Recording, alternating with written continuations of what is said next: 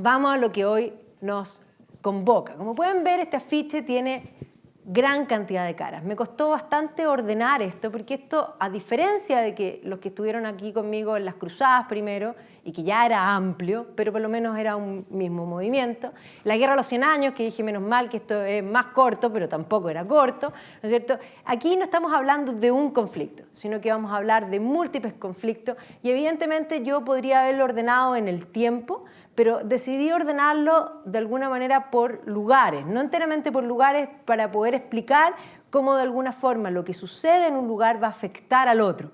No es un solo conflicto. Generalmente, cuando se habla de las guerras de religión, se agrupa en tres grandes conflictos. Uno que se va a situar en Alemania, uno que de alguna forma tiene dos partes distintas, uno que se va a situar en Francia, específicamente las guerras de religión que se van a suceder en Francia, y uno que va a suceder en los Países Bajos.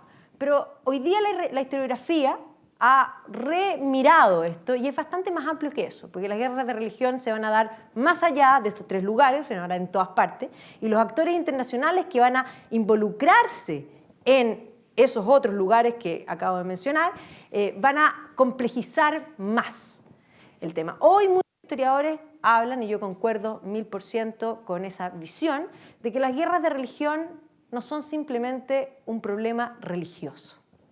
Principalmente es un problema político. ¿Ya? Hay un cambio, sí, de acuerdo, las masas se mueven primero por un tema religioso, pero luego van a entrar los intereses políticos y eso va a explicar alianzas incluso ilógicas.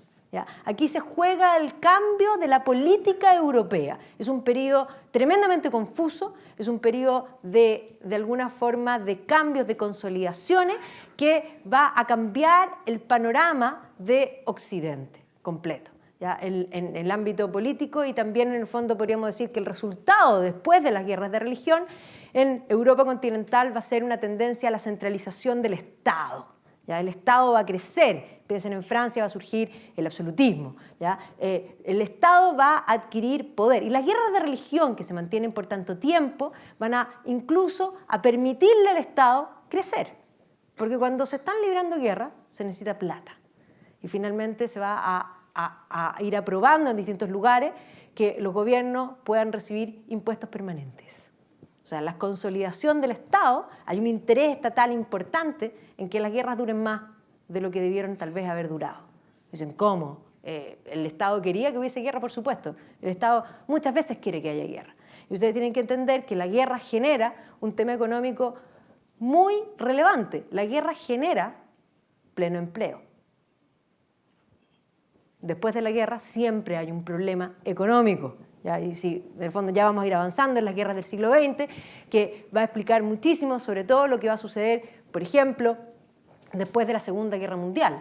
Después de la Segunda Guerra Mundial, de alguna forma va a venir, se van a crear todos los estados de bienestar, no solo por la decadencia y por la destrucción, sino que porque el pleno empleo había que de alguna manera mantenerlo. Y, por ejemplo, yo cuando digo esto la gente se sorprende, pero acabamos de ver The Darkest Hour, ¿no es cierto?, con la película de Churchill. Si no la han visto, no pueden seguir respirando sin verla. Definitivamente véanla, porque además Gary Oldman es una cosa extraordinaria. Pero efectivamente después de la guerra, y viendo esa película, y viendo que Churchill, lo importante que fue para ganar la guerra, Churchill no gana las elecciones. Y uno dice, ¿pero cómo no gana las elecciones? No gana las elecciones. ¿Y por qué no gana las elecciones? Precisamente porque muchos de los que habían estado en pleno empleo temían que, teniendo a Churchill ahora en adelante, se iba a perder eso. Y por lo tanto votaron Labour. Y Clement Attlee va a crear el estado de bienestar gigantesco en Inglaterra, que después la Margaret Thatcher va a destruir. Pero de alguna manera eso es una cosa importante. Eso mismo que vemos en el siglo XX se va a ver en el siglo XVI. Niall Ferguson dijo que si nosotros queremos entender lo que está sucediendo en el siglo XXI, tenemos que mirar al siglo XVI y el siglo XVII. ¿Ya? Ahora nosotros vamos a hablar de los dos siglos, porque yo no puedo hablar de las guerras de religión si no retrocedo un poco en el tiempo para dar contexto. No puedo empezar a hablar de las guerras de religión sin mencionarles a Lutero, por ejemplo. Tengo que mencionar la Reforma primero. Entonces, para que entendamos qué significa la Reforma, Inicio aquí con esta cristiandad. Recordemos las cruzadas, los que vinieron, y hablamos de una cristiandad unida, donde el Papa Urbano hizo un llamado, y todos se movieron, indistintamente de qué idioma hablaban en cada lugar, se movieron desde el lugar donde estaban hacia Tierra Santa con un objetivo común. Durante la Guerra de los 100 Años, es cierto, un conflicto dinástico entre Francia, ¿no es cierto?, e Inglaterra, pero la mentalidad era una mentalidad común. Era el concepto de que era la cristiandad, que podían pelear entre ellos, uno los hace, hasta los hermanos pelean, ¿no es cierto? ¿Ya? Pero, sin embargo, había una visión de pertenencia a una unidad mayor. Nuestra cultura cristiano-occidental, que había nacido después de la caída del Imperio Romano, sin lugar a dudas, y que había heredado los componentes que estaban dispersos de alguna forma. Tenemos por una parte, insisto en este punto porque es fundamental para que entiendan la Reforma, nosotros heredamos del mundo greco-romano el modo de pensar, y cuando digo el modo de pensar, heredamos la genial idea de que la verdad existe.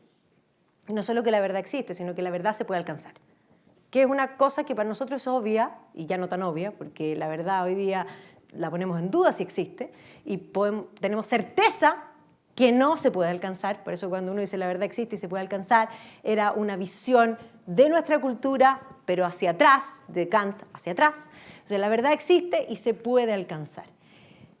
Heredamos además toda la estructura, podríamos decir, social, jurídica del mundo de los germanos, y heredamos podríamos decir, la creencia, y no solo la creencia, sino que la mentalidad propia que viene con el cristianismo. Entonces, estas tres cosas que van a estar en el imperio, que van a afectar al imperio, estaban dispersas y se van a juntar en este periodo que generalmente se habla de la Dark Age, que viene después de la caída del Imperio Romano. Y va a surgir la nueva cultura, que va a ser la cultura cristiano-occidental.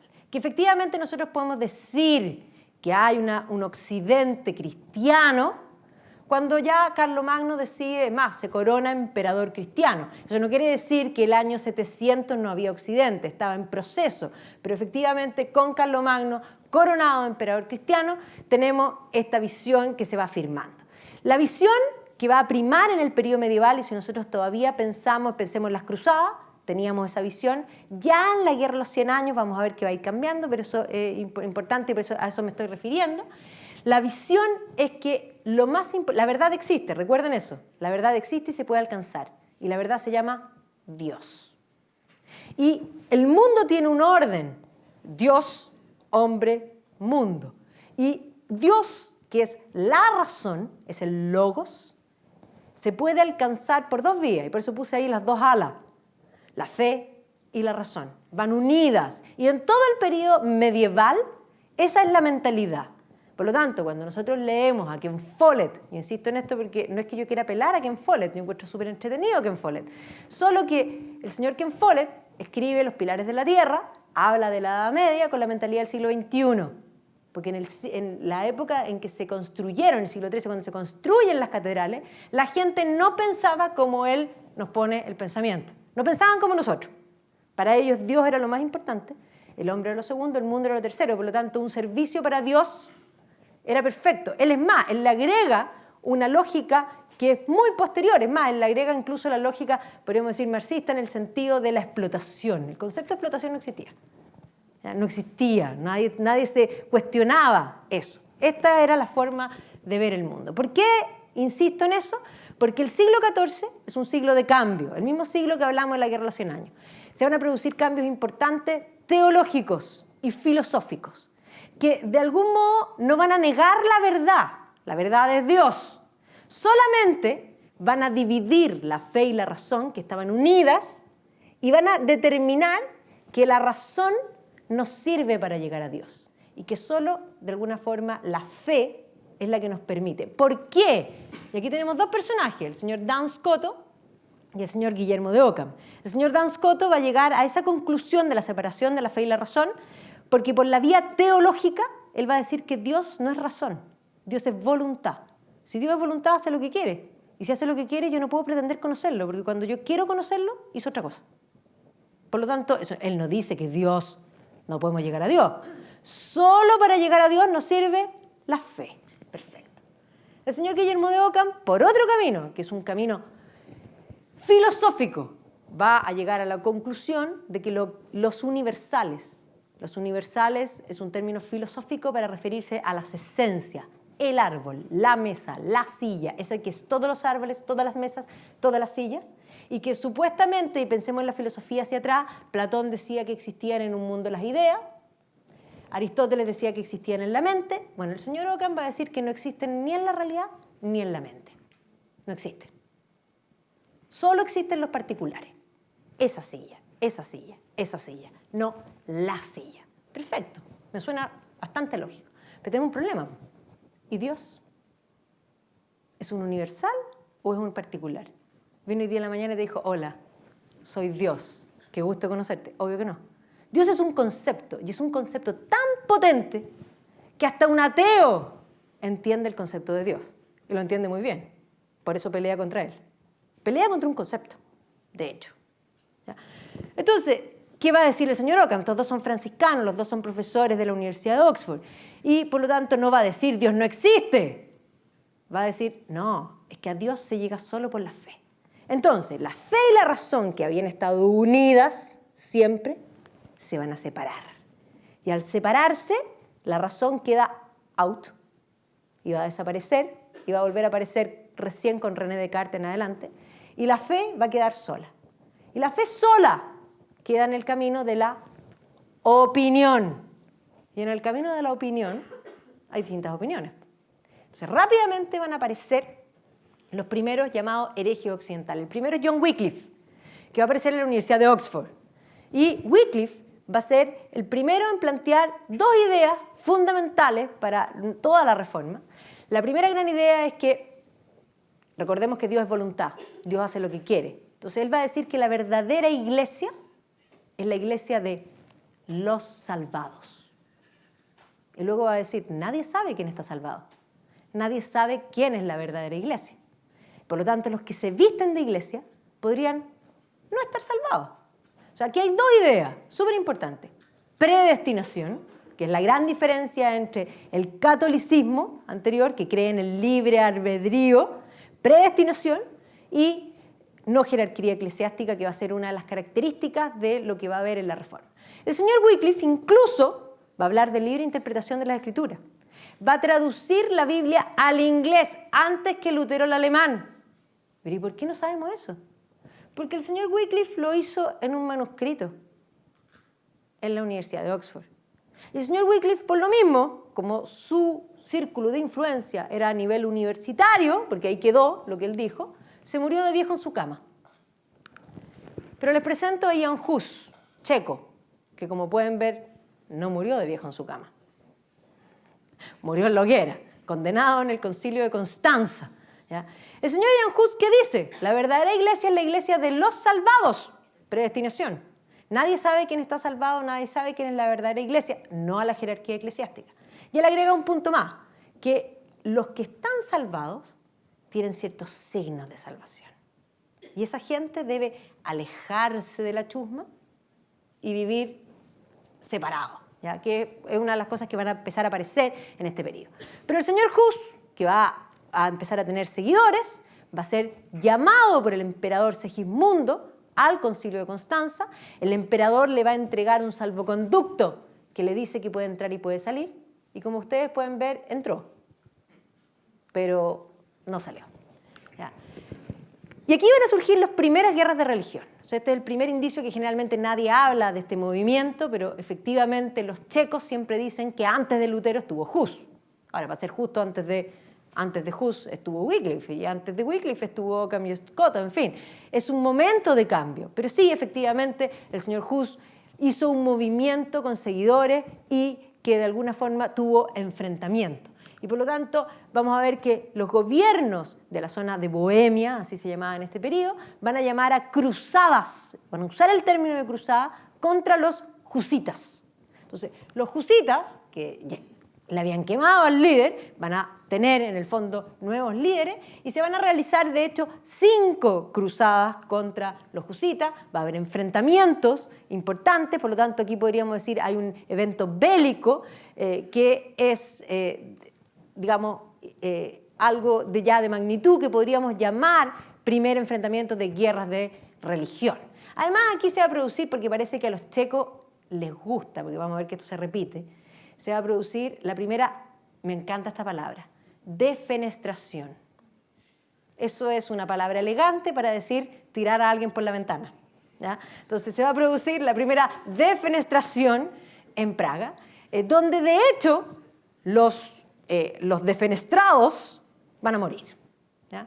De hecho, esta no es la famosa defenestración de Praga, que esa va a ser más adelante, en 1618, que es el origen de la llamada Guerra de los 30 años, ¿ya? Y que de hecho en la Guerra de los 30 años, cuando tiran a los de un tercer piso, de hecho, los tiran, no mueren los enviados del emperador.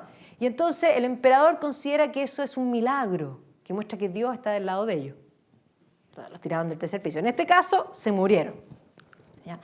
Y ahí está Jan Hus, en la plaza Zaremetso, y estas guerras de religión van a provocar, entre otras cosas, la curiosidad que se produce en Praga, en la plaza Zaremetso, donde uno ve la iglesia y ve estas casas lindas, y cuando uno va a entrar a la iglesia, entre las casas y la iglesia no hay calle. Y uno dice, ¿pero cómo? Y hay que entrar por las casas a la iglesia. Lo que me parece fascinante, lo que todo el mundo encuentra complicadísimo, yo encuentro que es una cosa fascinante del nivel de conflicto. Le taparon la puerta a la iglesia. Y ahí está, todavía. Las casas son lindas, las iglesias son lindas, nunca se decidieron si había que sacarlas o no, pero así quedó, ¿ya? Y efectivamente así es. En el siglo XIV, aparte de estos cambios de mentalidad y que ya vimos los primeros movimientos, va a ser un siglo de cambios radicales, porque efectivamente en la mitad del siglo XIV se va a producir lo que se llama la peste negra. En 1348 va a empezar el ataque de la peste negra y que va a matar a más de un tercio de la población, lo que es un hecatombe. O sea, pensemos ahora en esta época de fideísmo. O sea, fideísmo es que solo la fe sirve, y por lo tanto aquellos que todavía no están ajustados al cambio tratan de entender por qué Dios manda este castigo que hicimos, ¿ya? Pero efectivamente se van a morir en cantidades. Todo la muerte va a ser la tónica del siglo XIV, y como se mueren en cantidades, lo que va a venir después de la peste va a ser, por una parte, vamos a tener un auge. Yo siempre hablo del auge económico que se va a producir después de la peste, porque si la torta era esta, que había que dividirla entre muchos, y se murió un tercio, bueno, la misma torta ahora no está con un pedazo más grande, súper lógico. Pero además de eso, como se murieron muchos, en todos los sectores, eso va a implicar que haya un ingenio importante para tratar de suplir la mano de obra perdida. Y eso explica por qué a un alemán, que es Johannes Gutenberg, se le ocurre inventar la imprenta. O sea, además, la idea de la imprenta para muchos era una... ¿Pero para qué? Además, él la quería hacer linda, él lo quería hacer en gótico, él quería mostrar que podía... Porque además él quería imprimir la Biblia. Y quería hacer muchas Biblias. Entendamos que va a imprimir 2000 y tantas Biblias, ¿ya? En un tiempo en que ¿cuántos monjes tenían que estar copiando para tener esa cantidad de Biblias? O sea, este cambio que va a partir en Alemania, o sea, va a ser Gutenberg el primero, vamos a ver que van a surgir imprentas en toda Europa, y rápidamente vamos a ver que los idiomas donde más se van a imprimir, los lugares, va a ser Alemania, Italia. ¿Y esto por qué? Súper simple, ni Alemania ni Italia son países constituidos. Es decir, están fragmentados, por lo tanto el príncipe 1 tiene una imprenta, pero el 2 que está al lado también quiere una, y el siguiente también quiere una. Y eso va a implicar que haya muchas imprentas, tanto en Italia como en Alemania, ¿ya? Y piensen en Inglaterra. Inglaterra, el comienzo de la imprenta va a tener un 1.4, nada. O sea, va a entrar tarde en este asunto. El idioma, por supuesto, el latín. El alemán, eso es Lutero. El italiano, eso es el Renacimiento. En particular, y hay que entender que dentro del Renacimiento mucho es el latín, pero piensen en Boccaccio, ¿ya? Y francés va a haber también algo. Entonces, piensen que la producción de libros va a explotar en el siglo XV. Esto es lo que yo llamo la revolución de las ideas. Y esto explica Lutero. Porque Lutero no dice algo muy distinto que Hus y que Wycliffe. Sin embargo, llegó en un momento preciso. Porque si Lutero hubiese vivido 50 años antes, habría muerto probablemente o de viejo en su cama, porque además estaba en el ámbito universitario, ¿ya? O como Hus, puede ser, ¿no es cierto? También, pero dependiendo de cuánto, pero no habría habido reforma. O sea, la reforma, siempre nosotros tenemos la idea romántica de que Lutero reacciona contra los abusos de la Iglesia, y es cierto, los abusos de la Iglesia eran importantes. Y aquí también otra vez se explican por la peste. La peste mató a 1/3 de la población. Lleven ese mismo tercio a 1/3 del clero. La Iglesia estaba así, necesitamos gente. Tú, sí, todos para adentro. ¿Cuánta gente sin vocación había dentro de la Iglesia en el siglo XIV? Si cuando la gente hoy día dice, la Iglesia está en crisis hoy, sí, está en crisis, estoy claro que sí. Pero esa gente no estudió historia, porque en el siglo XIV estuvo mucho peor. Ustedes no saben lo mal que estuvo en el siglo XIV. Y sobrevivió. Y si me preguntan a mí, esa es una prueba de que la Iglesia es humana y divina. Todavía está. Y yo no le daba, no se daba la pasada del 14 y todavía sigue. Así que si me preguntan ahora, va a salir. Entonces, efectivamente, Lutero la idea romántica, clavó las 95 tesis y inició la reforma. Sí, clavó las 95 tesis, pero si eso hubiese sido, a la hora habría sacado las 95 tesis de la puerta y no habría habido ninguna reforma. Lutero imprimió las 95 tesis. Las circuló y con eso genera un movimiento. Además hay que agregar que en una época de comunicaciones muy distintas a las de hoy, esta gente no tenía WhatsApp y sobrevivían, ¿ya? Entonces efectivamente no había mail, no había WhatsApp, no había nada de lo que para nosotros hoy día es esencial. Entre que el monje de Wittenberg empezó a hacer sus actividades y se enteraron en el otro lado, y se enteraron y no lo consideraron mucho, y tomaron decisiones, y aquí viene lo que se llaman los tiempos de la Iglesia, se demoraron, porque es cierto, los tiempos de la Iglesia no son los tiempos humanos, son definitivamente los tiempos divinos, siempre las reacciones son tardías, ¿ya? Y cuando León X finalmente reacciona, y reacciona frente a los escritos, porque mientras tanto Lutero no perdía ni un segundo, escribía, imprimía, circulaba. O sea, ser experto en Lutero no es algo menor, porque escribió cantidad. Yo cada vez que miro digo, ¿cómo puede haber escrito tanto? Ese hombre no descansaba. Ahora, con solo pensar que los años que estuvo encerrado en el castillo de Wartburg, tradujo la Biblia al alemán. Ahora les doy la pega. Traduzcan la Biblia a mano. Y además la hizo lindo. No sé, no es una cosa que salvaje. Este gallo 24/8, definitivamente. Entonces, publicó. Y efectivamente vamos a ver que en el año 1520, solo en el año 1520, publica 3 libros. El cautiverio babilónico de la Iglesia, donde critica los bienes de la Iglesia, ¿ya? Digamos, de los príncipes de la nación alemana, llama a los príncipes alemanes a no obedecer a Roma, que es un libro sedicioso. El del cautiverio babilónico critica los bienes, es un libro que efectivamente es materia cuestionable. Y el último libro se llama De Severo Arbitrio. Y en De Severo Arbitrio él dice que estamos predestinados. Y eso para la visión católica ortodoxa, eso era absolutamente herejía, porque nosotros somos libres. Es más, yo siempre explico esto porque es tremendamente importante el libre albedrío para la concepción teológica completa. Porque piensen ustedes que Dios creó todo bueno.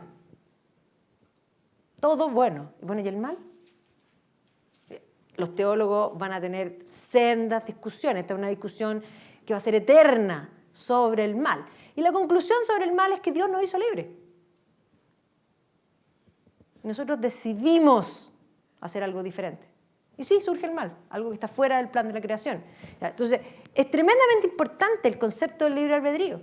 Entonces, efectivamente, Lutero, con ese libro, y además entendamos que no solo Lutero va a imprimir libros y panfletos, sino que también va a imprimir este tipo de ilustraciones, porque no toda la gente leía. Entendamos que la lectoescritura se va a masificar, entre otras cosas, por la Reforma. La Reforma llama a la libre interpretación de las Escrituras. Pero además ahora tenemos libros, porque antes no teníamos libros. O sea, ahora tenemos libros y usted tiene que leer las escrituras. Por lo tanto, en el tiempo la masa lectora va a ir en aumento, pero entendamos que la mayoría de la gente no lee. Por lo tanto, estos panfletos con monito, donde él está iluminado, elegido por Dios, son tremendamente importantes, como estos otros, que están muy pixelados, pero no lo pueden encontrar más grande, donde aparece el Papa en un monstruo de múltiples cabezas, ¿ya? Todos estos son panfletos que llaman de alguna forma al rebelarse en contra de Roma. En 1520 el Papa le manda una bula de excomunión. ¿Y qué hace Lutero? La quema. Y ahí dice, es que yo ya no estoy con usted. Yo estoy aparte. Es cierto que el año pasado estábamos celebrando los 500 años de la Reforma. Estábamos celebrando los 500 años de las 95 tesis. Pero en rigor, 1520 es el año de la ruptura. ¿Ya? Aquí es donde Lutero dice, no, pues, yo ya no estoy con usted. Yo tengo algo nuevo. Y lo van a llamar a la dieta de Worms. El emperador del Sacro Imperio, que esto vamos a hablar bastante, voy a volver para atrás y para adelante para poder explicar esto, es Carlos V. Y Carlos V le va a mandar un salvoconducto, diciéndole usted puede entrar y puede salir. Los amigos le van a decir, no vayas, acuérdate de Hus. Pero él va a ir. Le van a poner todos los libros. Señor Martín Lutero, ¿sí? ¿Usted escribió esto? Sí, sí. Y le dicen, retráctese. Y ahí es donde él dice que no se va a retractar porque hacer algo en contra de la conciencia no es bueno. Dios me ayude. Amén. El emperador cumple, lo deja salir y lo declara fuera de la ley. Y lo raptan, el príncipe de Sajonia se va a preocupar de que cercanos a él lo rapten y lo lleven a este castillo en Wartburg, porque efectivamente si lo pillaban fuera de la ley implicaba que si alguien lo mataba estaba bien. Y por lo tanto lo van a encerrar aquí en Wartburg. Por lo tanto, Lutero inició la reforma y luego quedó aquí en Wartburg por 5 años, no es menor. ¿Ya? Y aquí, en esa pieza, en ese escritorio, va a traducir la Biblia al alemán. A mí ya me da ciática al tiro de solo mirarlo. ¿Ya? Pero efectivamente, por eso insisto en el punto. Ahí, en ese escritorio, va a traducir la Biblia y se la va a regalar al duque de Sajonia como algo importante. Además, va a tener algunas charlas con gente importante y Lutero, por lo tanto, va a seguir con la reforma. El segundo gran evento, ya porque mencionamos los husitas, pero siempre la historiografía habla del primer gran evento de guerras de religión, se va a producir en el intertanto. Lutero está en Wartburg, encerrado, inició la reforma, pero después de la dieta de Worms tuvo que refugiarse. Y un seguidor de Lutero, que se llama Thomas Münzer, que está ahí, va a interpretar a Lutero de un modo distinto. Y Münzer va a llamar a una reforma que ya no es solo religiosa, sino que él quiere reivindicaciones político-sociales. Es más, muchos historiadores, sobre todo la historiografía marxista, hablan de él como el primer revolucionario. Aquí están los gérmenes de toda la revolución. Entonces, Münzer va a llamar a un levantamiento de los campesinos y vamos a ver que en distintos lugares, y uno dice, bueno, ¿y cómo Münzer llegaba a todos los lugares? La imprenta, panfleto, ¿ya? Y esto va a hacer que efectivamente en distintas ciudades de Alemania, en el año 1525, haya rebeliones de campesinos en contra de los señores, en el fondo, y entendamos también que las rebeliones de los campesinos también vienen con el ajuste. Volvamos a la peste negra. La peste negra murió un cuarto, dijimos un tercio de la población, y eso implica que la torta que se repartían entre muchos, ahora se la reparten entre menos. Pero ¿qué pasa con el campesino? Bueno, el campesino va a querer que también le suban los salarios reales. Pues. Obvio. O sea, todas las rebeliones de campesinos que van a haber después de la peste, está en particular en la más grande, pero ya había habido en Francia, ya había habido en Inglaterra, en el gobierno de Enrique II, ¿no es cierto? En Francia también, tienen que ver con esta idea de, bueno, ahora somos menos, queremos que nos paguen más. Súper simple. Entonces, va a ser muy fácil, van a aprender como pasto, digámoslo así.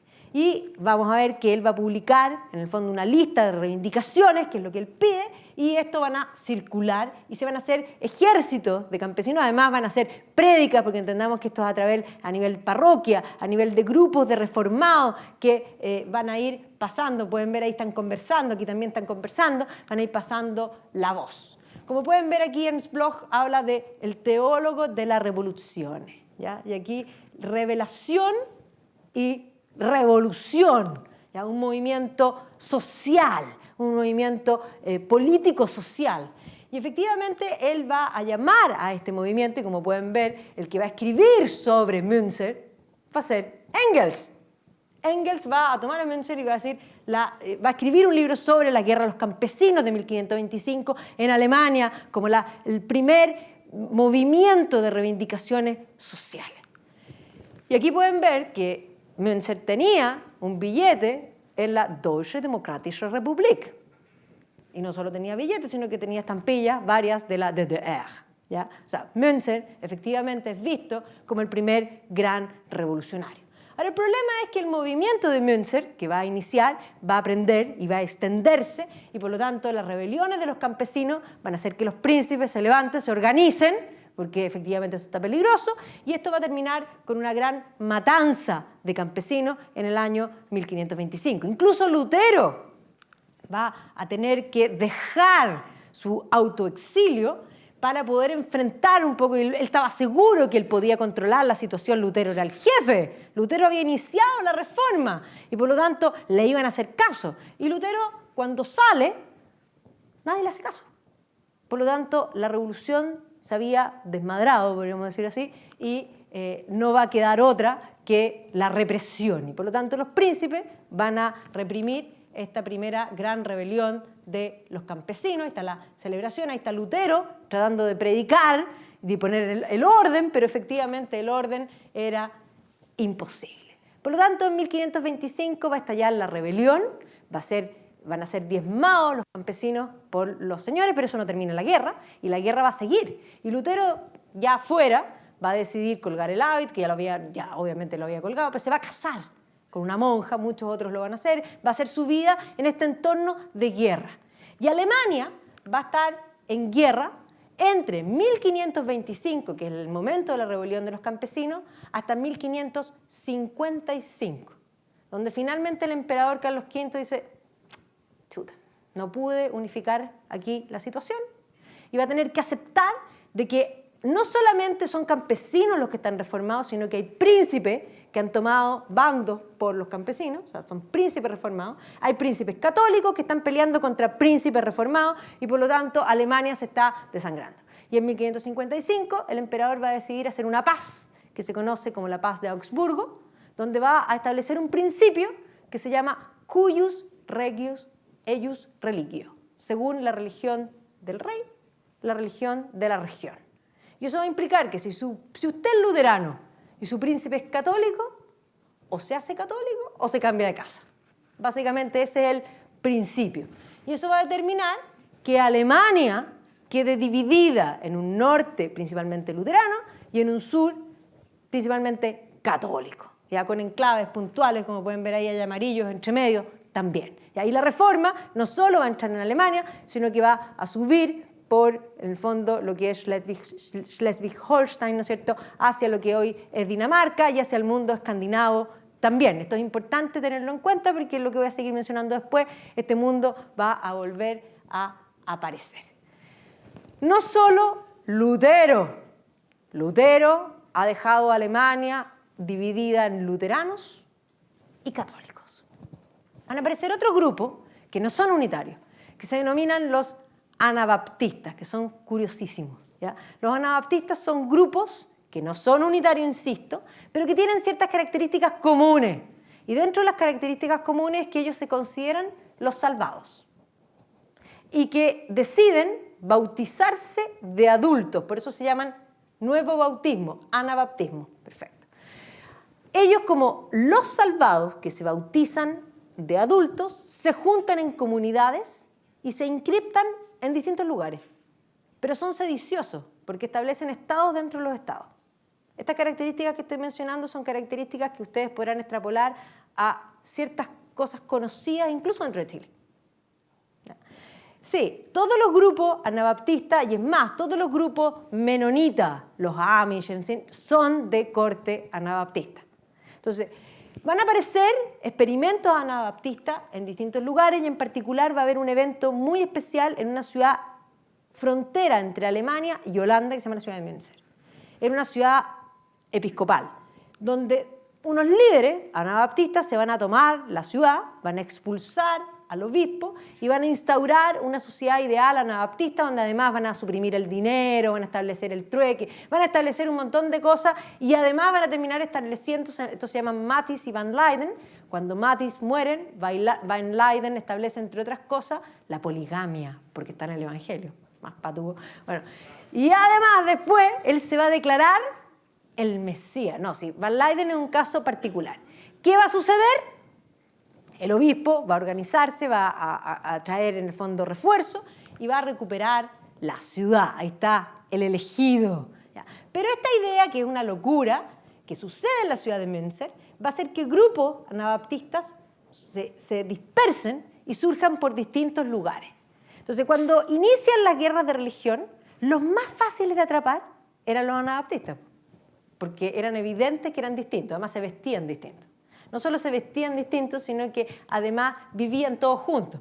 Entonces, cuando inician las guerras de religión, los anabaptistas, que eran estos que se retiraban, podríamos decir, a distintas comunidades, van a ser fácil presa de caza. Y eso va a implicar que cuando los grupos durante las guerras de religión abandonan Europa, muchos grupos anabaptistas van a llegar al Nuevo Mundo. Y eso implica que Estados Unidos está lleno. ¿Ya? Para que se hagan esa idea de este tipo de grupos de corte menonita, ¿ya? Que efectivamente están y que van a ser perseguidos, y por eso lo menciona. Pero no solo Lutero, no solo los anabaptistas, sino que tremendamente importante, que va a complejizar aún más el escenario, va a ser Juan Calvino. Calvino es mucho más radical que Lutero. ¿Ya? Lutero va a iniciar con una predestinación y va a ir avanzando hacia una semipredestinación. Calvino no, Calvino es radical. ¿Ya? Calvino es tremendamente radical. Para Calvino, Dios es lo máximo que puede existir. Es su majestad, así lo llama. Y el hombre es estiércol frente a Dios. Esto es textual de Calvino, no lo estoy diciendo yo. Estiércol frente a Dios. El hombre, por naturaleza torcida, solo peca y ofende a Dios. Dios, por justicia divina, debiera condenar a todos los hombres, pero por misericordia salva a algunos. ¿Por qué menciono esto? Porque efectivamente vamos a ver que Calvino va a hacer su reforma, ahí están los sermones completos, va a publicar este libro que se llama Instituto Cristianes y Religiones, que además se lo va a dedicar al rey de Francia, que va a ser parte del caldo que vamos a ir viendo después en la guerra de religión francesa, y luego se va a tener que retirar de Francia con un grupo de la Universidad de la Sorbonne y va a terminar en la ciudad de Ginebra. Por hechos puntuales, el gobierno de la ciudad de Ginebra, y entendamos que aquí tenemos cantones y por lo tanto tenemos gobiernos independientes, como sigue siendo hasta el día de hoy, van a entregarle la ciudad a Calvino. Y Calvino no solo va a hacer una reforma religiosa, sino que va a hacer una reforma religiosa política.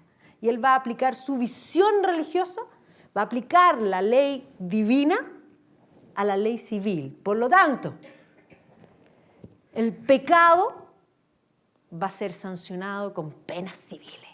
Básicamente eso es lo que hay que comprender. Como lo que él considera que el hombre ofende a Dios, hay que reglamentar la vida del hombre para que no ofenda a Dios. Por lo tanto, todo calvinista es puritano. ¿Qué es ser puritano? Ser puritano es ver pecado donde no lo hay. Hay católicos puritanos, cantidad, yo conozco muchísimos. ¿Ya? Hay de todos puritanos. Pero los calvinistas son todos puritanos. Todo está prohibido, todo, incluidos los colores. Entonces, Calvino va a determinar que hay que vestirse de negro, con el cuellito hasta acá, blanquito, y por lo tanto los calvinistas, además está todo prohibido, está prohibida la música, está prohibido el juego, está prohibido todo. Entonces, a esa pobre gente solo les queda levantarse, trabajar y acostarse.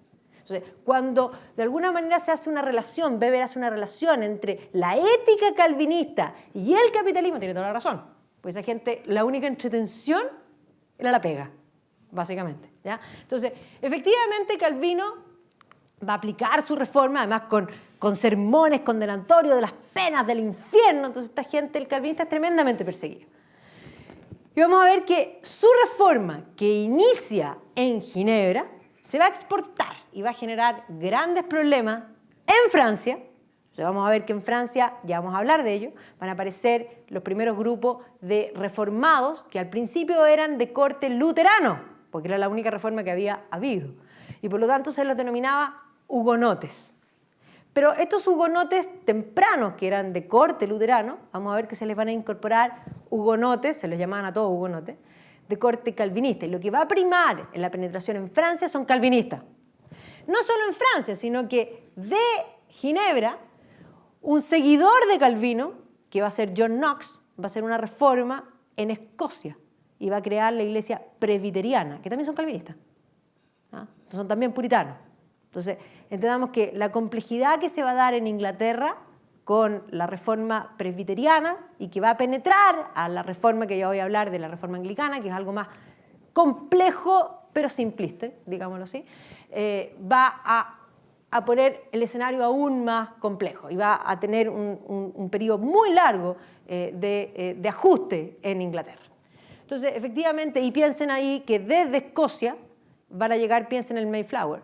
El Mayflower que llega a Estados Unidos son, en el fondo, los peregrinos, como se denominaban, eran todos calvinistas. Entonces, efectivamente, el calvinismo va a llegar al Nuevo Mundo también. No solo Lutero, no solo Calvino, sino que también Enrique VIII. Pero es distinto, aquí la ración religiosa no era el problema. ¿Ya? Él era católico, es más, contra Lutero le había pedido a Thomas More que escribiera la defensa de los 7 sacramentos, lo que le había valido que el Papa lo nombrara defensor de la fe. El defensor de la fe tenía una debilidad, básicamente, las mujeres. Sí. Efectivamente estaba casado con la que había sido la señora de su hermano, Catalina de Aragón. Es más, su padre, Enrique VII, que había usurpado el trono, hay que decirlo, y había creado una nueva dinastía, que es la dinastía Tudor, había casado a su hijo mayor, Arturo, con la princesa más importante de Europa, Catalina de Aragón. La dote de Catalina de Aragón era de este porte. ¿Ya? Y el príncipe se muere en la luna de miel. Y los españoles le dicen, devuelva la dote. Se la había gastado. ¿Qué hago? Dispensa papá el permiso para el papa para casarlo con el hijo chico. Y así Enrique VIII terminó casado con Catalina de Aragón. Tuvieron varios hijos, murieron todos, menos una niña, María. Él siempre tuvo amantes en la corte, ni un problema. Siempre tuvo amantes en la corte. Había sido amante de la hermana de Ana Bolena antes de poner sus ojos sobre Ana Bolena. Aquí la explicación es mucho más simple de lo que toda la gente la supone. Entonces dicen, ¿necesitaba un heredero hombre? ¿Sí, en serio? No necesariamente. En Inglaterra no hay ley sálica. Ya tenía una hija. Estaba asegurado el trono. Sí, por supuesto. Si había un hombre, pasaba a ser primero en la línea de sucesión. Simplemente se obsesionó con Ana Bolena. ¿Y por qué? Porque ella no le dio la pasada. Y el rey no estaba acostumbrado a eso. Y entonces en esta obsesión con Ana Bolena era inteligente. Ella no quería ser la amante, ella quería ser reina. Es súper simple. Y por lo tanto, le va a pedir primero al cardenal Wolsey que consiga, en el fondo, la nulidad, porque él está casado con la señora de su hermano. Y el cardenal Wolsey vuelve diciendo, le tengo una excelente noticia, usted no está en pecado. Su matrimonio es válido. Pero es que eso es lo que él quería al rey. Y por lo tanto, Cranmer va a inventar una solución. Le va a decir, mire, muy simple. Nómbrese usted, jefe de la iglesia, nómbreme a mí, cardenal, arzobispo de Canterbury, yo le doy el divorcio, estamos listos. Y además me nombra, en el fondo, asesor. Y efectivamente lo van a nombrar arzobispo de Canterbury, le va a dar el divorcio, se va a casar con Ana Bolena y Cranmer va a terminar sentadito ahí al ladito del rey, más apitutado que Cranmer. ¿Ya? Y efectivamente podríamos decir que la reforma británica es una reforma que nace por la lujuria. Primero, no hay una reforma todavía religiosa. Es más, Enrique VIII se sigue asumiendo católico. Ahora, no papista, ha roto con Roma. Él es la cabeza de la iglesia, pero está quebrado. ¿Ya? Entendamos que su padre había terminado con la Guerra de las Dos Rosas. El reino estaba quebrado, él necesitaba hacer crecer a Inglaterra. Y por lo tanto, ya que rompí con Roma, bueno, ataquemos la iglesia. Vamos a ver que muchos no van a querer cuadrarse, entre ellos su amigo Thomas More, no va a querer firmar, no va a querer aceptar que el rey es la cabeza de la iglesia. John Fisher, que era el obispo de Minster, el Minster es el arzobispo en el fondo de York, porque Inglaterra tiene dos, en el fondo, sedes como de arzobispado, Canterbury y York. ¿Ya? Entonces, tampoco va a aceptar y van a morir mártires de la Iglesia Católica. Y aquí el rey va a aprovechar de saquear los monasterios y confiscar los bienes de la Iglesia, lo que no le va a venir nada de mal. Este es un problema económico, no un problema de creencia. ¿Ya? Esto es un problema de oportunidad. Ahí vemos la abadía de Fontaine, ahí vemos la abadía de Whitby, y así quedaron las abadías inglesas. Uno dice, por Enrique VIII. Así quedaron las abadías inglesas. Las escocesas son otra razón. By the way, todas las abadías en todas las islas británicas quedaron hechas bolsa, básicamente. Uno es Enrique VIII y los otros van a ser los Covenanters, que vamos a hablar de ellos después. Se va a aburrir de Ana Bolena. La va a acusar de adulterio, Ana Bolena va a morir, se va a casar con Jane Seymour y va a tener un hijo hombre. Con Ana Bolena había tenido otra niñita, Isabel. Y Eduardo ya es el hijo hombre, después ella muere en el parto, se va a casar 3 veces más. Son 6 mujeres, las de Enrique VIII, se las mantuve para mencionarlas porque toda la gente me empieza a preguntar cuántas son, en fin. Efectivamente, Ana de Cleves no la mata, se separa de ella, nunca, es más, la encontró fea desde que llegó. Cuando llegó la llamó la burra de Flandes, pero era lejos la más inteligente, terminó con una pensión de este porte y terminó siendo like a sister, así decía él. Catharina Howard no era like a sister y poco clever, sí tenía un amante en la corte, eso es alta traición, murió. Y Catherine Parr sobrevive a Enrique VIII. A la muerte de Enrique VIII asume Eduardo. Esto es importante, porque Jane Seymour era presbiteriana y la familia Seymour eran presbiterianos. El niño fue educado por la familia Seymour como calvinista. Por lo tanto, en el gobierno del niño, los tíos son los regentes, Lord Protector. Y por lo tanto, todas las reformas religiosas empiezan a meterse en este periodo. Ya en el periodo anterior, incluso los ministros de Enrique VIII, ya la reforma había empezado a penetrar y había intentos de hacer reforma. Pero durante el gobierno de Eduardo se hacen grandes cambios. Pero el niño muere joven. Y la sucesora al trono era la hija mayor, hija de Catalina de Aragón, católica. Oh my God. Van a nombrar una prima para tratar de poner a Lady Jane Grey, que va a durar 2 minutos y cuarto. María Tudor va a organizar un ejército y va a tomar el poder. Por lo tanto, aquí vamos a tener un periodo que nunca es considerado como parte de las guerras de religión, pero es una guerra de religión. Lo que pasa es que es una guerra, podríamos decir, civil de religión, donde efectivamente aquí no vamos a tener tanta, insisto, no digo tanta, porque en general dicen no hay intervención extranjera. ¿En serio? Sí la hay, por supuesto que la hay, siempre la hay. ¿Ya?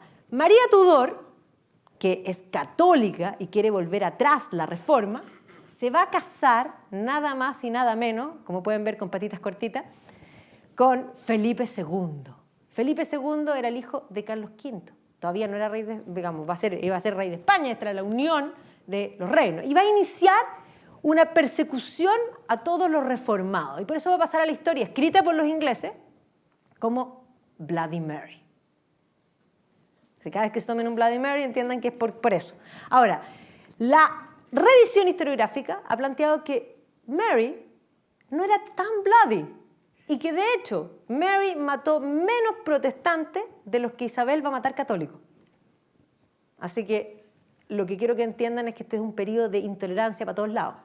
¿Ya? No es uno o la otra. Pero Mary va a morir sin hijo. Por lo tanto, su sucesora, Isabel. Isabel no sabemos qué pensaba. Es más, varios dicen, no necesariamente era realmente protestante, pero era orgullosa. Y era orgullosa, y si ella volvía al catolicismo, tenía que reconocerse a sí misma como hija bastarda de su padre. ¿Alguna opción? Me encanta el protestantismo. Para allá vamos. ¿Ya? Y por lo tanto ella va a crear la Iglesia de Inglaterra a través de 2 actas. Un acta que dice supremacía, donde dice que el rey está sobre todo, y un acta de uniformidad, donde va a establecer un common prayer. Y esto es lo curioso de la Iglesia anglicana, porque en la Iglesia anglicana todo cabe. En una punta tenemos lo que se llama Anglo-Catholics o High Church, que creen en la Virgen, en los santos, y tienen 7 sacramentos. Creen no en la transustanciación, sino en la consustanciación. Pero para efectos prácticos, si uno entra a un rito de la High Church o Anglo-Catholic, se ve igual que el catolicismo. Y en la otra punta tenemos la Low Church, donde no hay sacerdote, acá hay sacerdote, hay pastores. No hay 7 sacramentos, hay 3, no transmiten gracia. ¿Ya? En fin, o sea, tenemos un pool y entre medio de estos dos polos hay grises. O sea, todo cabe, todo está aceptado bajo el Common Prayer, menos los papistas. Eso sí que no. ¿Ya? Acta de supremacía y uniformidad, y el Common Prayer vamos a ver que se va a imprimir, va a circular el libro de oraciones, y vamos a ver que Isabel va de alguna manera a liderar una campaña en contra, como pueden ver aquí, True English, the Bloody Papists, en contra de los Bloody Papists. ¿Y por qué en contra de los Bloody Papists? Súper simple. El Papa ha decretado que Isabel es una reina hereje. Y es más, ha dado incluso beneficios, podríamos decir, a el más allá, a aquel que termine con la vida de Isabel. ¿Ya? O sea, hay un tema no solo religioso, aquí hay un tema político, religioso, complicado. Mientras tanto, en Escocia, John Knox ha hecho la reforma. Ya voy a volver a este mismo punto. Y una de las cosas que más va a complicar a Isabel es su prima, María Estuardo. María, en realidad, Queen of Scots, que había sido reina de Francia, ya vamos a hablar de ella como reina de Francia, y cuando se le muere el marido, vuelve a Escocia. Y cuando vuelve a Escocia, comete una serie de tonteras y termina huyendo a Inglaterra y termina viviendo prisionera en Inglaterra. ¿Y por qué es una complicación la prima? Porque el Papa ofrece plata y mucho más para el que saque a Isabel y ponga a María en el trono. O sea, esto es un tema no solo de familiar, sino que es un tema político importante. ¿Y el Papa quién manda? ¿Quiénes llegan a Inglaterra? Principalmente jesuitas. Entonces vamos a ver que efectivamente en todo el gobierno de Isabel I va a haber una inteligencia que va a andar buscando, por eso vuelvo atrás, esto se llama The Hunted Priest, ¿ya? Donde efectivamente John Compton o Sutherland son los buscados, ¿ya? Y efectivamente los jesuitas llegaban y esto no era solamente religioso, esto era religioso político, destronar a la reina. Y por lo tanto, efectivamente yo no es que diga que Isabel no haya sido sanguinaria, lo era, pero si me preguntan en el contexto era su única forma de sobrevivir. Para los dos lados es exactamente lo mismo. Aquí ven God's Traitor, terror y fe en el gobierno de Isabel I. Así que esto también es un capítulo de guerras de religión, que no se va a solucionar con Isabel. Isabel muere sin descendencia y su sucesor era su prima María Estuardo, que la tuvo que matar, no le quedó otra, porque estaba complotando cantidad, como digo. Por lo tanto, el hijo de María Estuardo, que era James, era ya rey de Escocia, va a asumir como rey de Inglaterra. Y se va a producir un nuevo concepto que va a ser Great Britain. Se van a unir las coronas. James va a completar la Biblia. James sí había sido educado presbiteriano desde chico. Es más, Isabel se encargó de separar al niño de la madre, no solo eso, sino que de educarlo como correspondía. Y sí, va a ser un puritano de tomo y lomo. Pero sus sucesores, esto para que se den cuenta que la guerra de Inglaterra es bastante larga, su sucesor, su hijo, Carlos I, va a tener conflictos, particularmente con Escocia. En Escocia han surgido los grupos radicales que siguen primero a Knox y que han desarrollado los que se llaman los Covenanters. Y los Covenanters tienen un pacto con el Señor de los cielos. Y por lo tanto van a insistirle al rey que tiene que estar por debajo del Señor de los cielos en un momento en que la tónica es el absolutismo. Y por lo tanto vamos a ver que va a entrar en conflicto y esto además se va a generar un conflicto entre el rey y lo que vamos a denominar el parlamento y va a estallar una guerra civil en Inglaterra. Y en esta guerra civil va a aparecer la figura de Oliver Cromwell que va a terminar matando al rey, juzgándolo, condenándolo, decapitándolo y por lo tanto su crimen era regicidio. Pero como él no quería ser un regicida, va a abolir la monarquía. No hay regicidio cuando no hay rey. Súper simple. Y se va a nombrar Lord Protector. El problema de Oliver Cromwell es que no era rey, no había dinastía y por lo tanto a su muerte se produce la restauración. Y vamos a tener a Carlos II, que es casado con católica. Y aquí el problema era que ¿con quién se podían casar? eran todos los reinos importantes eran católicos. O sea, la señora era católica, le caían bien los católicos. Y vamos a ver que la sucesión directa no va a resultar y por lo tanto su sucesor es su hermano, que no solo simpatiza con los católicos, es católico. Y por lo tanto, ¿qué va a suceder? Se va a producir un evento que se conoce como The Glorious Revolution, donde se va a llamar una rama menor de los Estuardos con el príncipe de Orange de Holanda, ¿no es cierto? A María y al príncipe de Orange de Holanda se los va a poner a ellos y se va a sacar al rey. Y James se va a ir a Escocia a reclutar gente para que lo ayude. Y no le va a quedar, no le va a resultar, va a formar un movimiento que se llaman los Jacobitas, va a terminar viviendo ¿cómo se llama esto? En Italia. Su hijo se va a denominar, o se lo va a llamar The Pretender, porque pretendía recuperar el trono, y su nieto es conocido como Bonnie Prince Charlie. Y por lo tanto vamos a ver que el verdadero rey efectivamente había sido usurpado. Y las guerras jacobitas van a provocar que efectivamente las tierras altas de Escocia que lo van a apoyar van a ser diezmados y va a producirse en el fondo un evento donde se va a clausurar todo lo escocés para imponer el gobierno del Estado. Recién ahí, podríamos decir, se estabiliza Inglaterra. O sea, Inglaterra va a quedar con tormento hasta bastante avanzado, incluso el siglo XVIII. Vámonos a Francia. Tengo que retroceder en el tiempo, no es mi culpa, pero era la única manera de ordenarlo que quedara lógico. En Francia los conflictos religiosos van a iniciar en la misma época de Enrique VIII. Tenemos en Francia a un rey que de alguna manera también pretende concentrar el poder. Enrique VIII lo que hace es concentrar el poder. Francisco I hace exactamente lo mismo. Entonces vamos a ver que ya en la época de Francisco I empiezan a aparecer los primeros hugonotes, que ya les dije de corte primero luterano y luego de corte calvinista. Él lo que quiere es lograr centralizar el poder, quiere lograr impuestos permanentes, pero no es tan simple lograr todas estas cosas que él quería, y por lo tanto vamos a ver que en este periodo, en la época de François I, nosotros tenemos a Francisco I, a Enrique VIII y Carlos V, o sea, superpower, todos poderosos, ¿ya?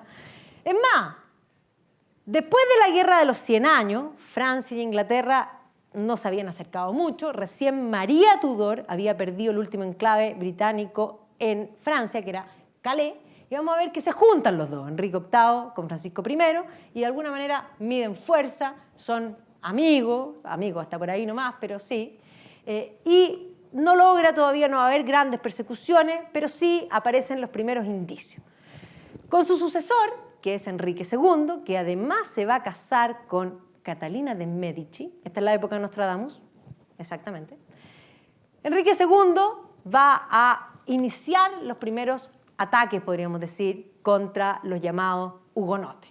Su mujer, evidentemente, supuestamente, y aquí digo, dije primero evidentemente y luego dije supuestamente, porque ella es católica. Se debería suponer siempre con los católicos, pero vamos a ver que ella es primero política y a ella le va a tocar ser política. Porque efectivamente Nostradamus le dijo que iba a morir el marido y que iban a morir todos sus hijos. Y ella va a ser la regente de todos los hijos. Por lo tanto, el único lugar común de las persecuciones francesas va a ser Catalina de Medici, ¿ya? Porque los demás van a desaparecer. Francia, en este periodo, va a intentar terminar con la rivalidad con España. Habían estado rivales, efectivamente, y se va a firmar un tratado, que es el Tratado de Château-Cambrésis, donde también participa Isabel I. Por lo tanto, en esta segunda generación tenemos a Enrique II, a Felipe II, que va a ser muy importante porque vamos a ver que en la medida que avanza la reforma, yo dejé la contrarreforma para el final, pero efectivamente Felipe II es el bastión de la contrarreforma, ¿ya? Y Isabel I, que es la reina hereje, ¿ya? Y vamos a ver que Felipe II, cuando muere María Tudor, que era su mujer, le propone matrimonio a Isabel I. Y Isabel I juega con esta propuesta de matrimonio todo el tiempo políticamente, nunca le dice que no, tampoco le dice que sí, y lo mantiene ahí en forma permanente hasta que finalmente la situación se rompe. ¿Y cuándo se rompe? Cuando muere María Estuardo, cuando mata a María Estuardo. Ahí definitivamente ya la guerra es absoluta. Entonces, efectivamente Felipe II va a ser un elemento que va a complicar aún más las guerras de religión en todas partes. La guerra de religión en Inglaterra, la guerra de religión en Flandes, la guerra de religión en Francia y la guerra de religión en el fondo, lo que va a ser el Sacro Imperio Romano Germánico. Se va a meter en todas partes porque él considera, y además entendamos que esta es una España, que es una España poderosa. Es el país más importante de Europa. Todos quieren desestabilizar España y eso explica por qué Francia está en constante guerra con España. O sea, en este minuto han hecho una tregua por algún tiempo.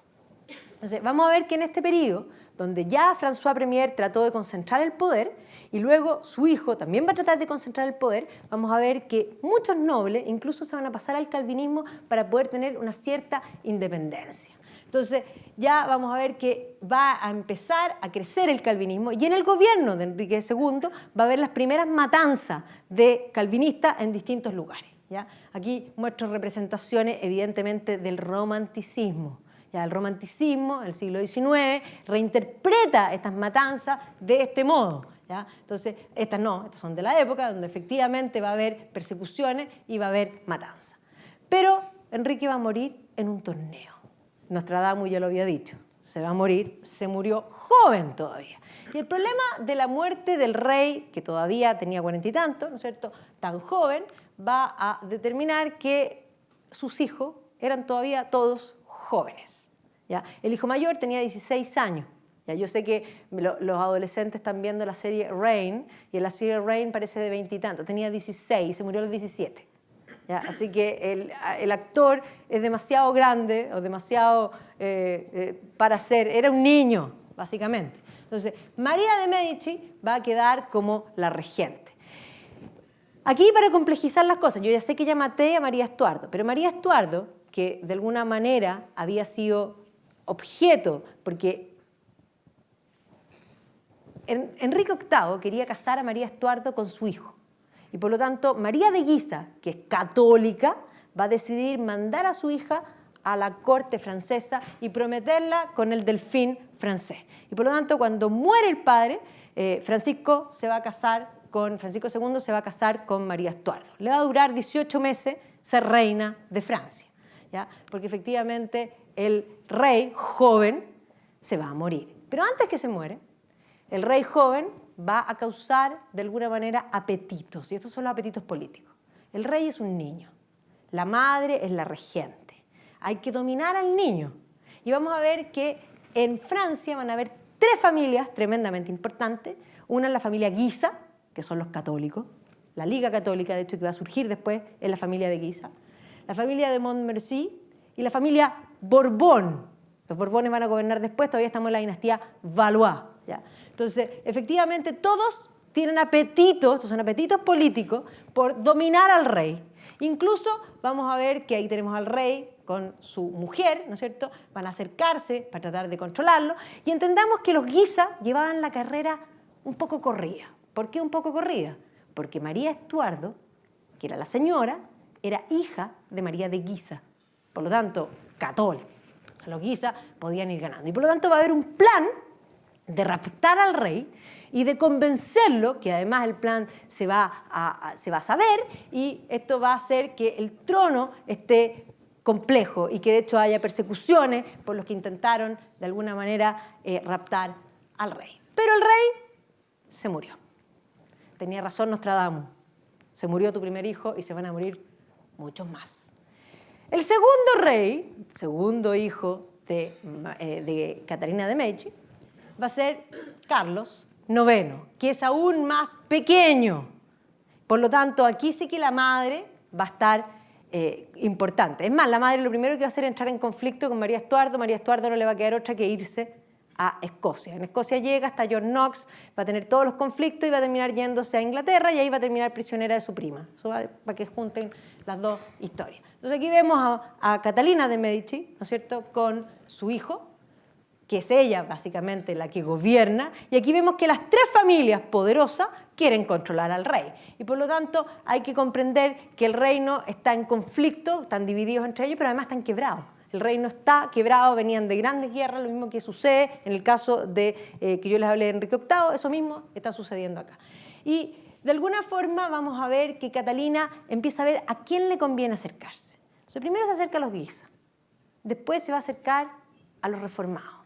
Y eso, al acercarse a los reformados, eso va a enfurecer a la familia de Guisa. Y por lo tanto eso va a hacer que comiencen a aparecer conflictos. Los Guisa, viendo que esto es complejo y que el poder se ha acercado a los reformados, se van a acercar a Felipe II. Este era como el jefe de los católicos. Felipe II va a empezar a mandar jesuitas, la contrarreforma, de alguna manera a controlar toda esta situación. Y van a comenzar los ataques a los reformados, y de hecho la ciudad de León ya era una ciudad completamente hugonota. Y vamos a ver que van a haber en este gobierno de Carlos primeros ataques a los hugonotes, digamos ya abiertamente, y es más, el duque de Guisa, que era Francisco de Guisa en este minuto, va a él mismo a dedicarse a matanzas de hugonotes.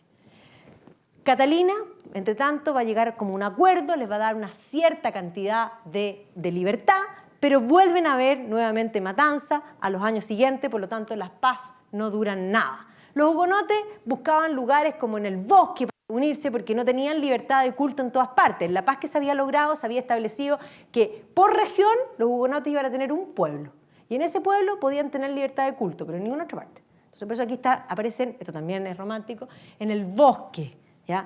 En el fondo oficiando.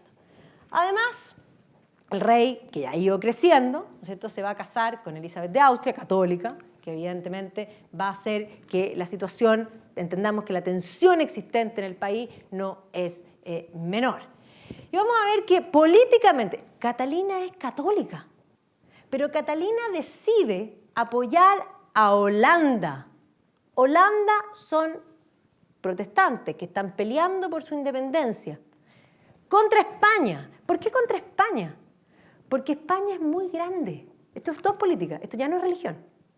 ¿Me entienden lo que yo estoy diciendo? Esto no es religión, esto es política. Porque Catalina es católica, debería haber estado con los Guisa. Está con los Guisa cuando le conviene, cuando políticamente le conviene, y pasa a los hugonotes cuando también le conviene. Los Guisa además pedían la muerte y trataron de matar a Gaspar de Coligny, que era el jefe de los hugonotes, pero no les resultó.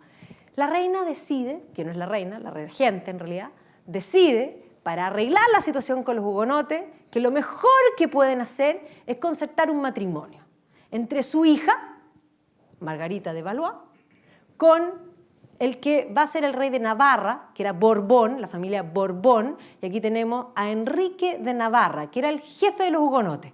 Jefe de los hugonotes, que vamos a ver que es bastante compleja la figura, ¿ya? Pero este matrimonio entre el catolicismo y los hugonotes, oficial, va a terminar con el problema. Nadie sabe muy bien qué sucedió. Se suponía que para el festín de esta unión matrimonial se iban a hacer festines en todas partes, se iban a hacer banquetes en todas partes y que la gente iba a poder asistir tanto hugonotes como católicos. Nadie sabe quién convenció al rey ni qué dijo, pero se aceptó que en esa noche del banquete se iba a matar a Gaspar de Coligny, a los jefes hugonotes. No solo a Coligny, sino que a otros jefes más. Y esto va a terminar no solo en los jefes, sino en una matanza general que se conoce de alguna manera, aquí está la unión de los que se casaban, la Liga Católica presiona de alguna manera y por eso no sabemos exactamente quién fue el que ordenó, y esto era la estructura, podríamos decir, de la tierra hugonote, la tierra en el fondo católica y las tierras disputadas entre los dos. O sea, ahí está probablemente Catalina, por eso la pongo rezando antes de la noche, la llamada Noche de San Bartolomé, la matanza de San Bartolomé, donde en la ciudad de París, en el fondo van a matar a todos los líderes hugonotes primero, pero no solo a los líderes, sino que a cualquiera que oliera medianamente a hugonote lo van a pasar por cuchillo, y esto se calcula que en esa noche, y van a ser 3 días seguidos, van a morir alrededor de 2.000 personas en París y alrededor de 10.000 más en Francia, ¿ya? Entonces, ahí está el pobre Coligny, que no solo lo van a matar, sino que, para que vean que estos también defenestran, lo van a tirar por la ventana y después lo van a arrastrar por las calles y lo van a castrar también, ¿ya? Esto es para mostrar que es total. Entonces aquí vemos los Guisa están detrás, aquí está el duque de Guisa, que ahora es Enrique, y en el fondo mártires y asesinos, donde efectivamente va a ser un tema. Entonces estas son todas las representaciones de lo que se conoce como la matanza de San Bartolomé, donde efectivamente van a pasar por cuchillo al que esté cualquiera. Y ahí están defenestrando también, como pueden ver, y efectivamente otro más. Tirarlos por la ventana era algo importante. Este cuadro es un cuadro de Millet. Millet es un inglés prerrafaelita, donde efectivamente va a pintar, este cuadro se llama Un hugonote. Y efectivamente lo que se dice es que se sabía lo que iba a pasar. Y por lo tanto, aquellos que no eran hugonotes tenían que ponerse una señal en el brazo para poder ser reconocidos y que no los mataran. O sea, aquí vemos al hugonote que la está mirando a ella le está brochando el pañuelo en el brazo, y él la está mirando y la está conteniendo diciendo, no me voy a poner el pañuelo, porque yo soy hugonote. Y probablemente murió esa noche. Esto es romántico, esto es el romanticismo. El romanticismo no es que él volvió y fueron felices para siempre, es que él no volvió y entonces ella fue infeliz para siempre. Básicamente eso es. Aquí vemos también cuadros del, digamos, siglo XIX que muestran a los que están llorando aquí y mirando por la ventana lo que está sucediendo. Esto es del cuadro más importante conocido. Aquí muestran a la misma Catalina de Medici viendo a los muertos y lo que sucede en esa matanza de San Bartolomé, otra vez cuadro romántico, Catalina de Medici viendo todos los muertos. De la matanza se ha escrito muchísimo, ¿ya? Porque efectivamente hay muchas dudas al respecto. ¿Quién ordenó? ¿Quién no ordenó? Porque se suponía que estaba permitido de que todos fuesen, y además se suponía que este matrimonio era la unión y la paz. No fue la paz, fue aún peor. Pero lo que sí, prácticamente no quedaron hugonotes, y los que quedaron decidieron irse, ¿ya? Entonces, este cuadro muestra la emigración de hugonotes. Muere Carlos, ya le había dicho a Nostradamus, se van a morir todos tus hijos. Y va a asumir Enrique III. El reino está quebrado, el reino está dividido. Y el problema más grande es que además nosotros vamos a tener en el fondo al hermano, que el hermano en el fondo va a morir. El hermano era el pretendiente de Isabel I. Isabel I tuvo muchos pretendientes. Todos querían casarse con Isabel I y ella va a decidir no casarse con nadie y ser the Virgin Queen. O sea, Felipe II fue un pretendiente que lo mantuvo ahí todo el tiempo.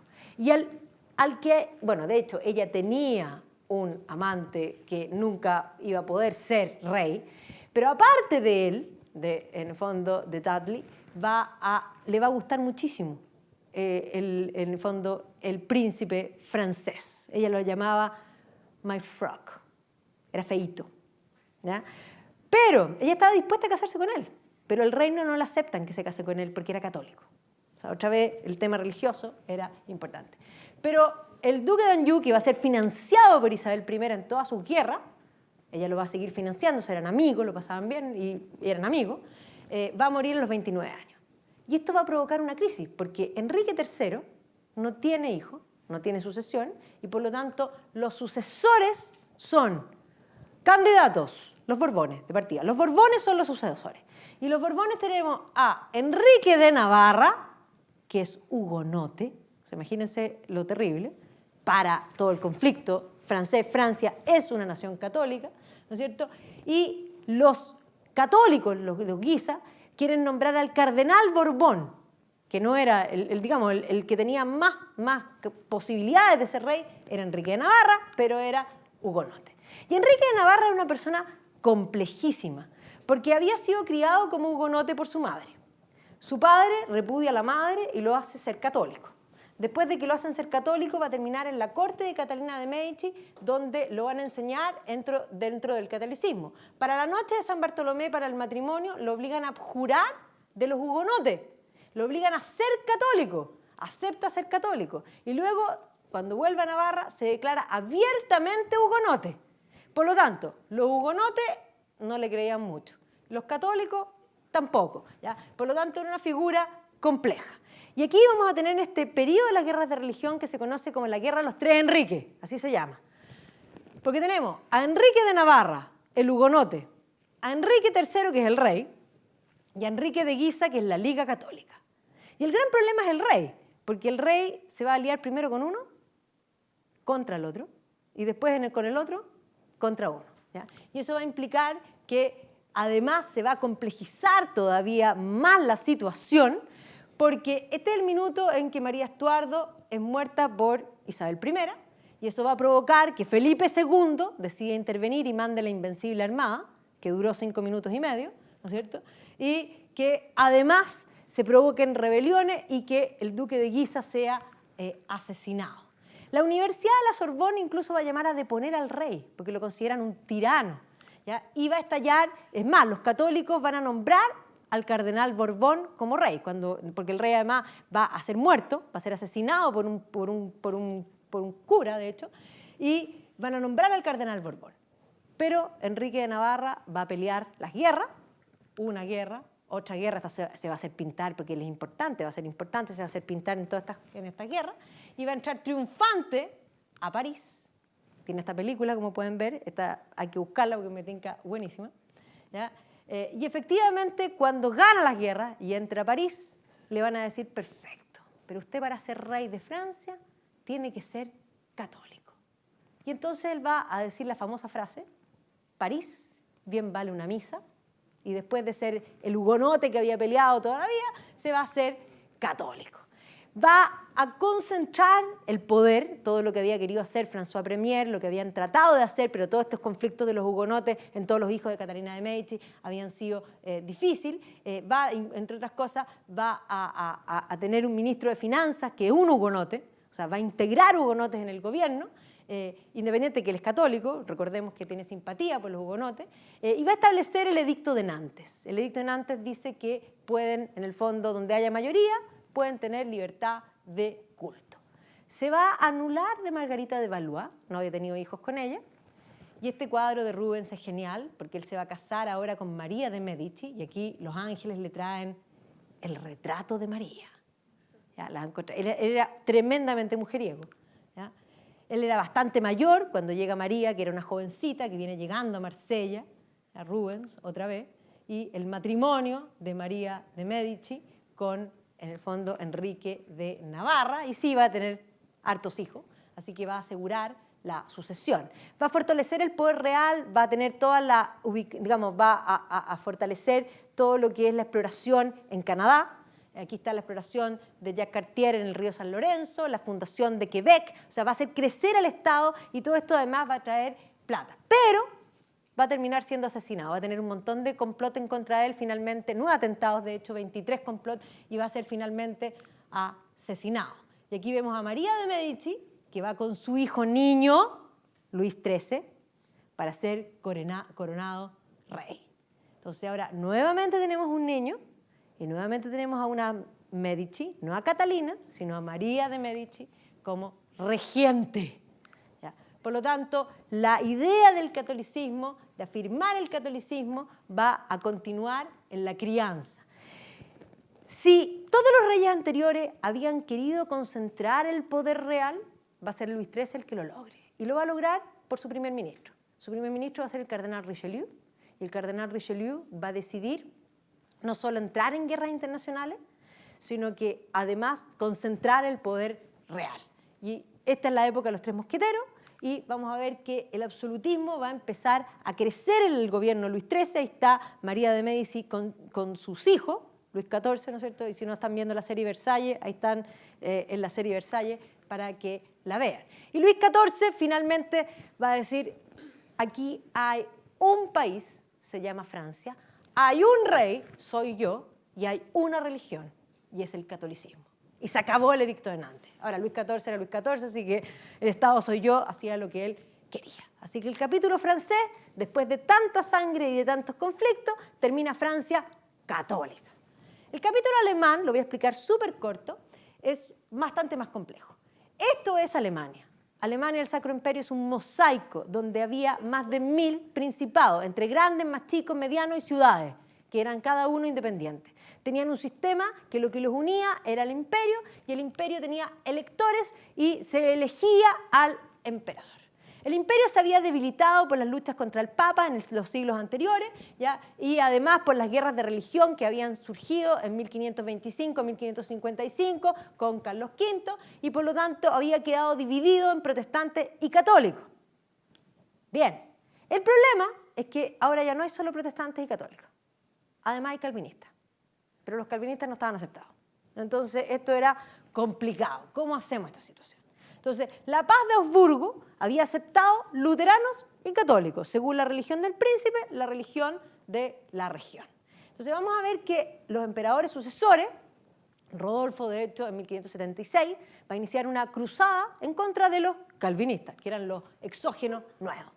Ya Ferdinando II va a comenzar con edictos de no tolerancia, o sea, la tolerancia que se había logrado va a empezar a quebrarse. Y los que no son hugonotes, sino que los calvinistas que están dentro del imperio, ya hablemos de protestantes en general, porque en Alemania se habla de protestantes porque en la reforma luterana los príncipes protestaron, y por eso son protestantes. Entonces, los protestantes van a organizar en el fondo, una liga defensiva en contra de la liga católica que va a surgir particularmente desde Baviera, el sur de Alemania, es católico. Ahora, el problema va a empezar a estallar cuando el emperador es Matías de Habsburgo, y lo que él quiere, y aquí hay una cosa que no es religiosa, sino que los Habsburgos han logrado tener la plaza imperial uno detrás de otro. Entonces ya de aquí en adelante son todos Habsburgos. Y los Habsburgos han ido creciendo en el poder. Y por lo tanto, Matías lo que quiere es tener más poder y quiere juntar, en el fondo, a Alemania católica en torno a los Habsburgos. Eso es lo que quiere, ¿ya? Concentrar el poder, el gobierno de toda Alemania y ojalá más, ¿ya? Acumular poder. Y el problema va a estallar en 1618 cuando otro Habsburgo, que es el hermano, Ferdinando, va a ser, en el fondo, el emperador, y va a establecer límites a los protestantes en Bohemia. En Bohemia, sobre el 70% eran protestantes. Y por lo tanto, esta reforma va a hacer estallar la llamada Guerra de los 30 años. Y en esta guerra tiene fases. La primera fase es una fase religiosa, la única fase religiosa, que es la fase de Bohemia, donde les pusieron problemas a los protestantes para practicar, y por lo tanto, en Praga, a los enviados del emperador los van a defenestrar por la ventana. ¿Ya? Otra vez. Pero esta vez no van a morir del tercer piso, y por lo tanto el emperador va a considerar que esto es una muestra religiosa de que ellos tienen la verdad. La defenestración está en forma permanente en todas las representaciones. Pero los protestantes se van a organizar y van a avanzar hacia la ciudad de Viena. Y por lo tanto el emperador va a organizar en torno al conde Johannes von Tilly, que va a atacar a los protestantes y va a lograr neutralizar un poco esta situación. Esa es la primera parte de la guerra. La segunda fase se complica un poco más. Cuando los protestantes ven que von Tilly las ha ido ganando y piden ayuda. Y le piden ayuda al rey de Dinamarca. Por lo tanto, esto se llama la fase danesa. Han entrado otros países que entran a apoyar. Y el rey de Dinamarca, Cristian IV de Dinamarca, va a recibir apoyo de James I de Inglaterra y de Francia. Enrique IV de Navarra apoya a los protestantes. Bueno, él era un poco protestante. Pero ok, y ese apoyo va a seguir Carlos I. Y ese apoyo va a seguir Luis XIII. O sea, a ver, un momento, pero ¿qué está pasando? Por supuesto, hay que eliminar a los Habsburgos. Los Habsburgos están concentrando demasiado poder. Los Habsburgos dominan el Sacro Imperio. Si logran establecerse fuerte en el Sacro Imperio, y a eso le sumamos España, ¿qué queda entre medio de España y Alemania? El jamón del sándwich de Francia. Esto es política, esto no es religión. ¿Ya? Y por lo tanto, vamos a ver que el emperador va a apoyarse en una de las figuras que son más, digamos, que están en la retina siempre de la Guerra de los 30 años, que este es Albert von Wallenstein, que era un checo que había sido reformado y se había hecho católico y que se va a hacer millonario confiscando las tierras de los protestante y que va a decidir y va a ser el mata protestante por todas partes. O sea, y además era un gran general y que va a lograr acumular unos ejércitos como de 100.000 hombres. Esta es la primera guerra que mueve realmente ejércitos de masa. ¿Y cómo mueve las masas Wallenstein? Bueno, les promete botín, súper simple. Es más, el emperador va a autorizar botín. Así que los horrores de la guerra de los 30 años son espantosos, porque estaba todo permitido. ¿Ya? O sea, aquí con tal de que la política resultase, todo permitido. Va a haber un edicto de retribución que va a aceptar a los luteranos, pero no a los calvinistas. Y pasamos a la fase 3. Yo lo resumí en 3, porque en general hablan incluso hasta de 5, pero en realidad son 3 fases claras. Que es cuando los protestantes ya no le piden ayuda a Dinamarca, sino que le piden ayuda a Suecia.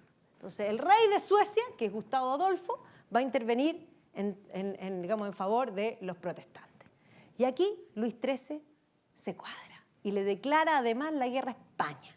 O sea, Luis XIII va a entrar en guerras con España. A ver, España y Francia eran católicas. No era lo lógico, ¿no? Pero lo lógico no importa porque esto no es religión, esto es política, ¿ya? Y por lo tanto vamos a ver que la guerra se va a extender y la guerra va a llegar un minuto en que va a terminar con lo que se va a llamar la Paz de Westfalia, 1648. ¿Y qué se acepta en la Paz de Westfalia? Se ratifica la Paz de Habsburgo, cuius regio, eius religio, pero ahora se incorporan a los calvinistas también.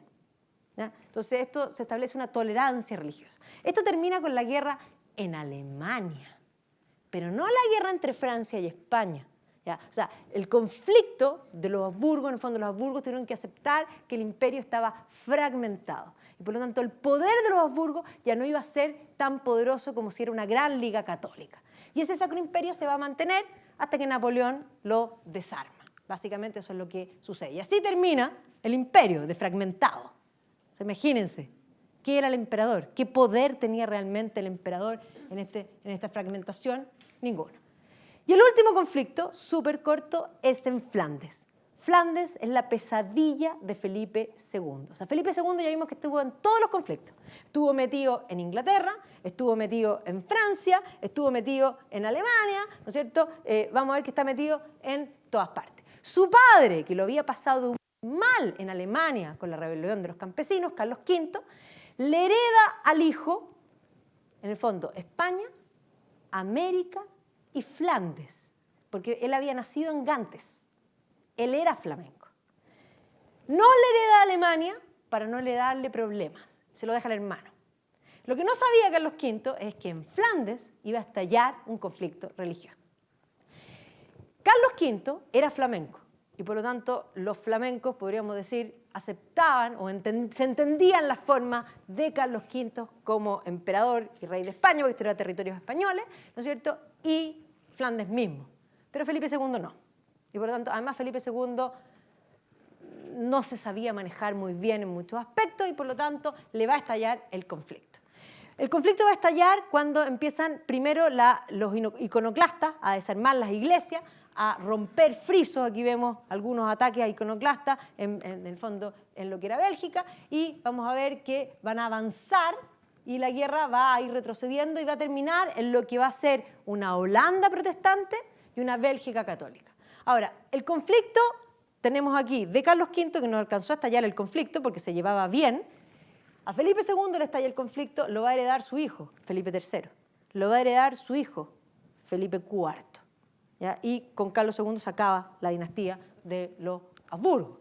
Y por lo tanto, además, Felipe II va a tomar medidas complicadas. Aquí van a surgir líderes importantes de parte de los protestantes, como Guillermo, ¿no es cierto?, el duque de Orange, que va a generar grandes batallas por largos años, son 3 generaciones, ¿no es cierto?